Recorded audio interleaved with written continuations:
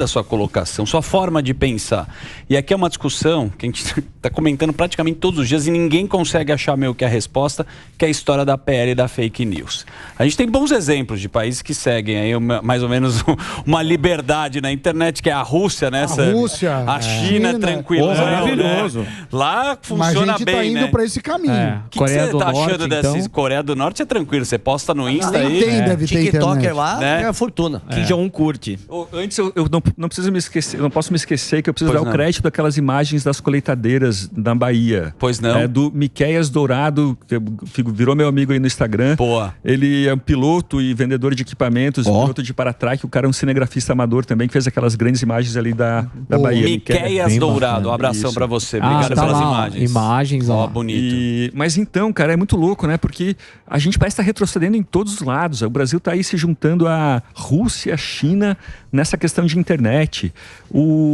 Tem umas frases constrangedoras, né, dos nossos ministros da Justiça, né, e do STF, dizendo censura é inconstitucional, censura é proibida, vamos censurar. Né? Como assim? Peraí, não existe isso no Brasil, né? O que teve com relação ao Google foi assim uma intimidação absurda. Né? Eu sei de boatos de que o pessoal do Google, os líderes do Google, passaram 2 dias vomitando por causa da pressão que sofreram. Né? Como é que é essa história? Porque os caras, tipo, de repente você tem a Polícia Federal, o STF, o governo em cima dos caras. E o que eles fizeram de errado? Eles simplesmente deram uma opinião sobre um projeto de lei que afetaria o modelo de negócio deles. Isso é democrático, é esperado. Assim como os jornais fazem também seus editoriais. E o ministro da Injustiça, da Justiça, o Flávio Dino, ele chega e fala assim, não, porque a empresa não pode dar opinião. Como assim, meu irmão? Se eu sou uma padaria, eu falo lá, esse projeto de lei vai afetar aqui meu negócio. Né? E a gente vê o Alexandre de Moraes, que para mim é a maior ameaça à democracia no Brasil, obrigar a empresa a publicar outra mensagem, uma mensagem contrária. Isso assim não tem amparo legal, é totalmente fora da lei, totalmente à parte à Constituição brasileira. Isso aí aconteceu quando colocaram lá no Google, né? Eles fizeram a explicação do que era a PL da fake news, tinha um link explicando a PL. Pode piorar a sua internet. E aí não pode falar sobre isso, daí cada vez vai ficando mais esquisito.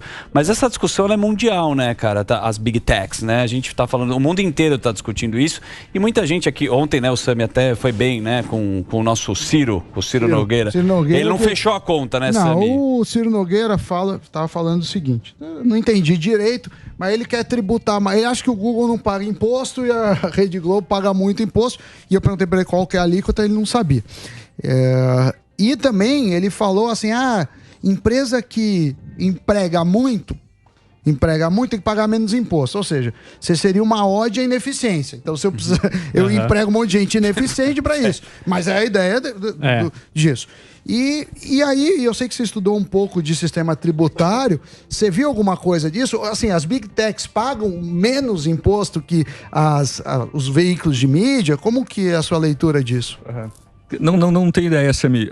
Provavelmente deve ter alguma diferença, alguma distorção, né? Porque no Brasil isso é uma loucura mesmo, né? Por exemplo, é muito mais produtivo você fazer casa pré-fabricada e depois só instalar a casa num terreno. Mais barato. Mas daí você paga imposto de fabricação, né? Que é 20 e poucos %. Paga IPI, paga ICMS. Tudo isso. Já o imposto, se os pedreiros forem no lugar construir a casa, é imposto de serviço muito mais baixo.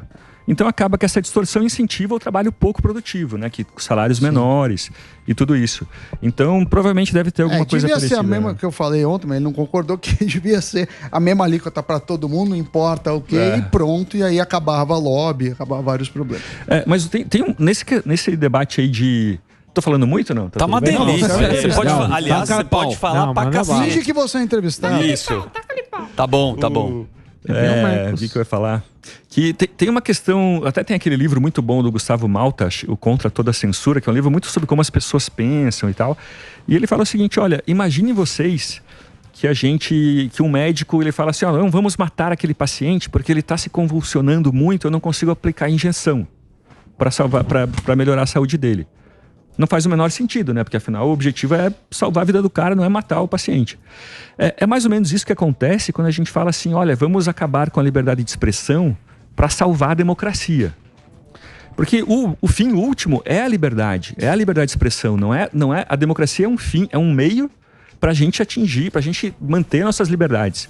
Né? Quando os estados foram criados, a ideia era assim, olha, bom, a gente vai dar então poder para o monopólio da violência para algumas pessoas. Como que a gente vai garantir que essas pessoas não vão avançar contra a nossa liberdade? A gente falou, não, o melhor sistema, depois de muita tentativa e erro, a gente descobriu que o melhor sistema é a democracia. A democracia serve para proteger as nossas liberdades. Então não é o contrário. Quando a gente avança falando assim, não, vamos acabar com a liberdade de expressão para proteger a democracia, a gente está matando o paciente para poder aplicar melhor, com mais calma, o remédio nele. Né? Então não faz o menor sentido.